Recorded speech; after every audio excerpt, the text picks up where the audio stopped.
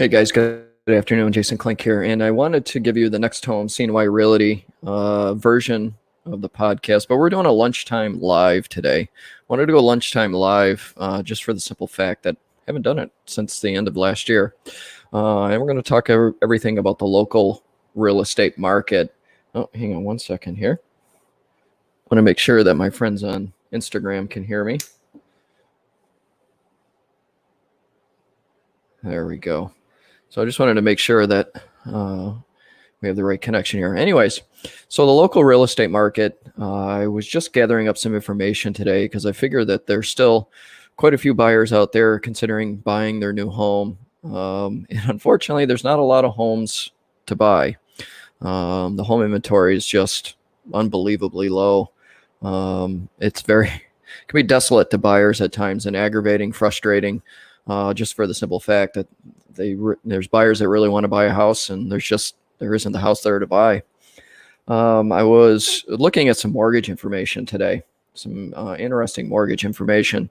The current magic number, so to say, when it comes to credit score. So the minimum credit score you really need to be pre-qualified for a mortgage is at 620.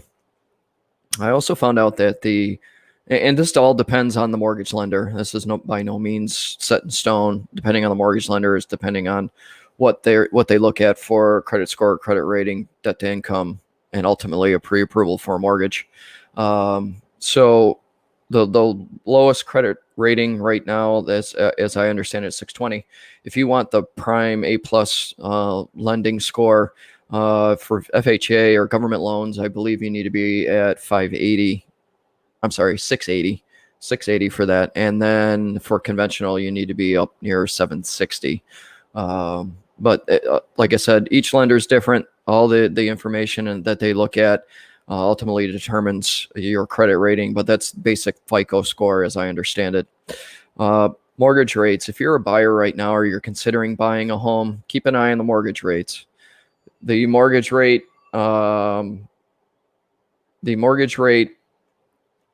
it plays off the 10-year bond rate. So the mortgage rate plays off the 10-year bond rate, which just went above 1% here in the last day or so. So what does that mean? Well, since the pandemic hit, the 10-year bond rate went down towards like 0.4, 0.5%, which dropped mortgage rates to these historically low levels.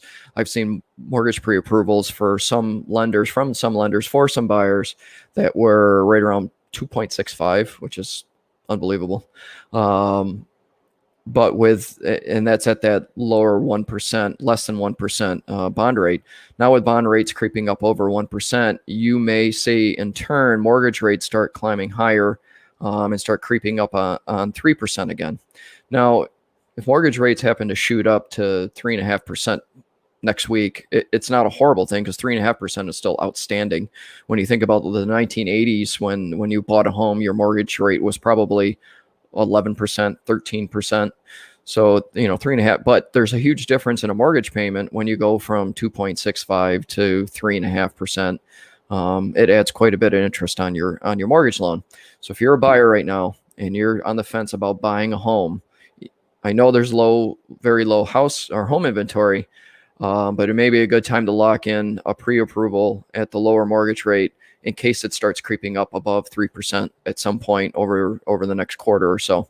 But just if you're not ready to make that decision, then just keep an eye on or talk to a mortgage lender so you can keep an eye on those mortgage rates in turn, so you can make a decision on when you're going to buy your next home. If you're a homeowner and you're considering on selling a home, but you're like waiting for the typical spring buying season, I wouldn't wait. The weather, if you have the opportunity to sell now, what's going to happen is more than likely, if you have a really good or great home, you're going to get multiple offers. It's going to sell within a week because this has been going on for better part of a year. And the weather right now is cooperating, so the buyers are going out and looking at homes. It's not like it's 10 below zero and 2 feet of snow. It's relatively mild for January, and there's no snow on the ground. So if you are looking to sell a home, maybe to upgrade or downsize or leave the state, you can still successfully sell your home right now, as you could have back in July, or what you're going to be able to do in April. So just keep that in mind for a homeowner. You can, considering selling your home here in the next 3 to 4 months. There's just there's a large amount of buyers still looking for homes. A lot of these buyers were looking back in the summer and got outbid in the bidding wars and the multiple offer situation. So they're still looking for that home that they want to buy. All this is still creating that perfect storm, still well entrenching us in the seller's market. There's still no big shift that's going to, pop the real estate bubble as it is. And all indications are this is going to last, like I've been saying, the first 2 quarters of this year. Trying to predict anything farther out than that into the next couple of quarters, the second half of the year is just too difficult to do with any accuracy. So I just wanted to give you some local market information here today. If there's anything at all I can do for you, if there's any information I can get for you, don't hesitate to text, email, call me, smoke signals, whatever it might be. I'd be happy to get whatever information I can. I do buyers and sellers consultations. So if you just want to sit down over a beverage and discuss what goes into buying or selling a home from A to Z, there's no commitment and no cost. I'd be happy to do that for you. And we can also do it virtually, because given the current environment, everybody wants to stay safe. We're selling homes safely. We're showing homes safely. I can do buyers and sellers consultations safely virtually if necessary. So with that, like I said, if there's anything I can do for you, don't hesitate to reach out. Everybody have a great Friday and enjoy your weekend.